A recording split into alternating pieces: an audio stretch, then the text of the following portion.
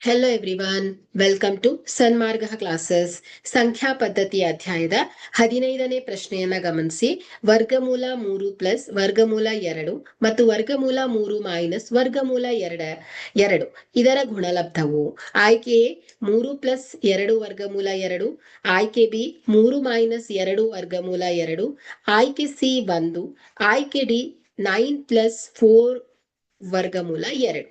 So ಇಲ್ಲಿ ಕೊಟ್ಟಿರುವಂತಹ ಸಂಖ್ಯೆ ಇದನ್ನ ಗಮನಿಸಿದ್ರೆ ವರ್ಗಮೂಲ 3 ಪ್ಲಸ್ 2 ವರ್ಗಮೂಲ 3 ಮೈನಸ್ 2.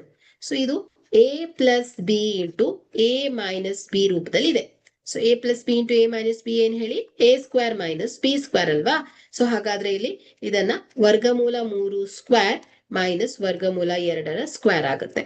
ವರ್ಗಮೂಲ 3 ಹೋಲ್ ಸ್ಕ್ವೇರ್ ಏನಾಯ್ತು ಹೇಳಿ, 3 ಮೈನಸ್ ವರ್ಗಮೂಲ 2ರ ಹೋಲ್ ಸ್ಕ್ವೇರ್ 2. ಸೊ 3 ಮೈನಸ್ 2 ಮಾಡಿದ್ರೆ 1 ಬರುತ್ತೆ. ಹಾಗಾದ್ರೆ ಕೊಟ್ಟಿರುವಂತಹ ಆಯ್ಕೆಯಲ್ಲಿ ಸಿ ಸರಿಯಾದ ಆಯ್ಕೆ ಆಗತ್ತೆ. Thank you.